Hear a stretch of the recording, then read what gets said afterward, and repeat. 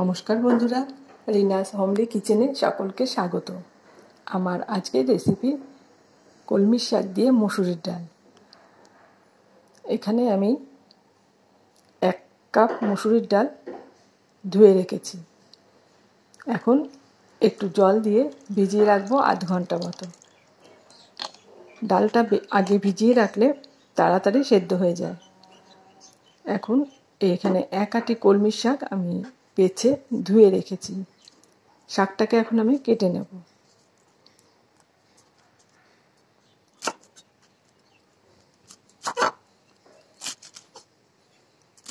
খুব বেশি ছোট করে কাটবো না, একটু বড় বড় করে কেটে নেব।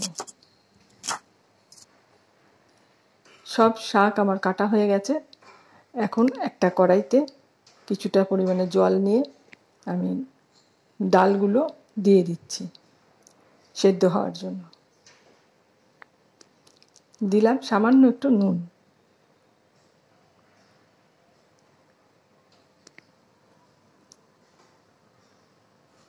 ডালটা যখন ফুটে উঠবে আর এইরকম ফেনা ভেসে উঠবে, ফেনাগুলোকে আমি একটা হাতার সাহায্যে তুলে ফেলে দেব।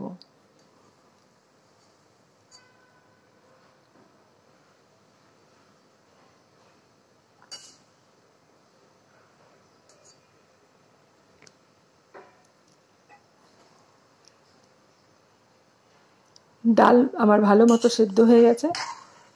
5 থেকে 6 মিনিটের মধ্যেই সুন্দর সেদ্ধ হয়ে গেছে। এখন এর মধ্যে দিয়ে দিলাম 1/4 টেবিল চামচ হলুদের গুঁড়ো। একটা হ্যান্ড হুইস্কার দিয়ে ভালো করে ডালটাকে একটু ঘেঁটে দিচ্ছি।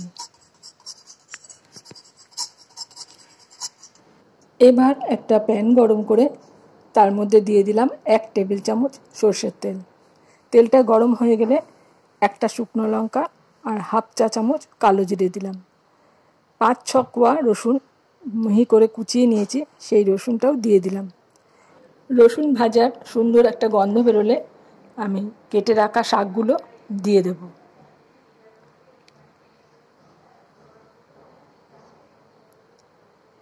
দিলাম হাফ চামচ নুন।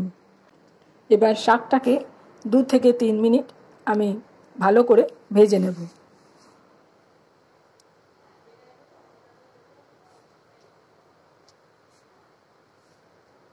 শাকটা এখন অনেকটা নরম হয়ে গেছে।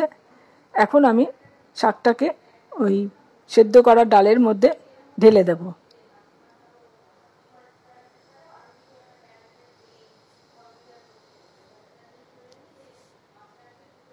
ভালো করে ডালের সঙ্গে শাকটা মিশিয়ে দেব, দিয়ে শাকটাকে ফুটতে দেব 2 মিনিট।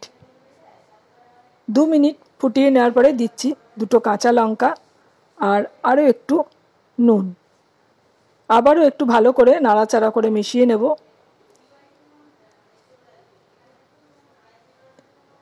এবার গ্যাসের ফ্লেমটা অফ করে আমি একটা পাত্রে ডালটা ঢেলে নিচ্ছি। তৈরি হয়ে গেল আমার আজকের রেসিপি কলমি শাক দিয়ে মসুরির ডাল। রেসিপিটা কেমন লাগলো কমেন্ট করে জানাবেন। যদি ভালো লাগে লাইক আর শেয়ার করবেন।